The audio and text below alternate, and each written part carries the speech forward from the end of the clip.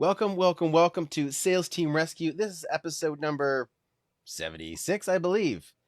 And I'm your host, Jeremy DeMerchant. And today I wanted to pop in to talk a little bit about something that tends to happen to us whenever there's a holiday or whenever there's a change in our structure. Um, and that is when we start to slow down. So whether you're running a sales team, you're a solopreneur running your sales, um, or if you're a CEO or a manager that is trying to motivate and drive that sales team, what I want to share with you is this: it's really easy to slow down when you can come up with excuses. And so when you're a salesperson, the benefit of that obviously is you can influence other people. The downside is you have the ability to influence yourself very easily. And if you don't keep this in check, you can influence yourself in a way that's going to negatively impact your performance. So, for example, as I record this, I know I'm not supposed to talk about dates so it can be evergreen, but it's December 2nd. We just came off of a U.S. Thanksgiving, and that means that to some people, the entire country of the United States of America is shutting down until New Year's. Okay. Some people feel that no business will happen between now and then. Now, I'm going to tell you that's wrong. And it's all in your mindset. Okay. I've even had people talk about how between Christmas and New Year's, nothing really happens. Well, the reality is people might not be in their office as much. But if you have something going on where you can help somebody, you want to keep pushing. You want to keep chasing. You want to make sure that you give that person every chance possible to be able to maximize the the the what's the best word? The application of your solution. So, for example, right now, for one of my clients, December is going to be a huge month, and I can say that with confidence. The reason is that one of the components, and actually this applies to any client that has a business solution that the investment applies as a business expense or a tax write-off. If you if there's a benefit to your audience by investing before the end of the year, if their fiscal year aligns with a calendar year, then you owe it to them to make sure you get a hold of them, to make sure that you get to speak to them and have that conversation and show them how it might be more beneficial to put that expense in the current year than it will be to wait till next year. Because from a tax perspective, and I'm not an accountant, I'm not a tax professional, none of that stuff. I just understand enough tax to be dangerous. But I will tell you is this: a good accountant will be able to maximize a write-off or a tax deduction based on what they know about your business. And if your accountant knows your business well, and hopefully they do, they can determine, hey, it makes sense to use it in this year, let's get that in. Or let's use it next year, but we can still take the deduction in the current year and apply it to the next year's uh, income or net income. So keep that in mind. Okay. So that one point alone is a reason why you want to make sure you give your customers every chance to move forward with you in this calendar year, because it gives them options. It means the accountant can, between them and the accountant, they can decide whether or not to take that write off in the current year or save it till next year. But if you wait, you lose an option. So do everything you can to get them lined up and ready to roll before the end of December. Or if you know their fiscal year is the end of March, for example, then that's the line you want to push for. But keep that in mind because you want to make sure that they're maximizing that tax deduction. So that's one reason.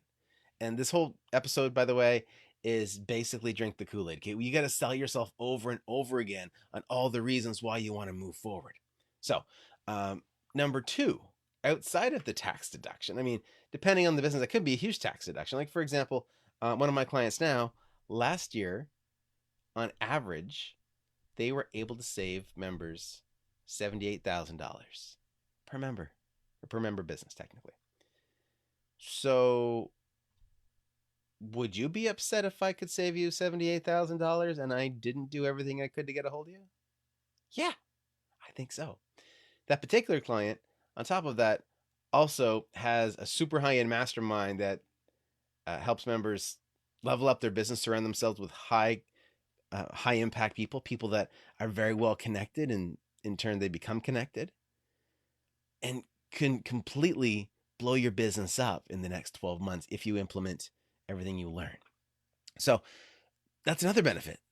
So let me ask you, if I had a product that could help you, blow your business up in all the best ways next year, whether it's double your business, triple your business, and I'm not going to stick numbers on it because I don't want it to be perceived as promises. But if I had that ability or that opportunity for you and I didn't tell you about it, I stopped trying to call you after I got the first voicemail and you didn't call me back, that's on me. Okay? That's on me if I don't call you back. He or she who controls the contact information controls the relationship. I can't expect you to write down my number or remember it from a voicemail or find it in an email. As a sales professional, and so let's turn the tables now. For you as a sales professional, what that means is that you are the one in charge of making the contact. You are the one in charge of following up. Even if somebody says, yes, I'll get back to you, don't wait on them. Keep trying and trying to connect with them until they say, no, I'm not interested. Okay, you want to make sure they understand what they're saying no to. And until they do, or, they unsubscribe or say, don't call me anymore, which, then legally you need to not do those things. Short of that, it's okay if they're not interested, but make sure they understand what it is that they're not interested in. A lot of people put the walls up because there's lots of opportunities to invest money in different things. But make sure they understand what it is they're saying no to when they say no. And if they haven't said no, and I mean an explicit no, don't give up on them. Don't give up on that person that you could save thousands of dollars for in taxes just if they make the decision this year versus next year. Don't give up on that person who can skyrocket their business next year based on the resources you're making available. Don't give up on that person who might need your help in the counseling space or the coaching space. That maybe if you're a relationship coach, and maybe that can save their marriage. Maybe they're on the brink of things falling apart, and the holidays are tough for lots of reasons. Don't leave them out in the cold. No pun intended, since it's wintertime. But don't leave them out in the cold. Don't leave your prospects, the ones that you're building relationships with, the ones that you're trying to get to know you, like you, and trust you. Don't leave them out in the cold. Don't abandon them because you're nervous that when they pick up, they're going to say, don't call me anymore. You owe it to them to make every single phone call, send every single text, and every single email you can until they ask you to stop. Now, it's different if you've got a completely cold list, nobody knows you, and it's, a list was bought from somewhere. I'm not talking about that. I'm talking about people that at some point, some level, have shown some kind of interest. And you need to make sure you educate them on what this is before the year's over. Don't wait till January. For a couple of reasons, but primarily the ones that we've talked about. It's going to benefit them more now for a tax deduction. It's going to benefit them because they can get started sooner. But the other part is, I bet you've got a goal. And if you don't have a goal, then there's definitely some problems that we need to talk about. You need to call me or message me or book an appointment with me. Because if you don't have goals set, we got to chat. But let's assume you've got some goals set. I bet those goals, you probably got a monthly goal for December. You've probably got a quarterly goal for the last quarter of the year. And I bet, speaking about 2020, there may have been some challenges.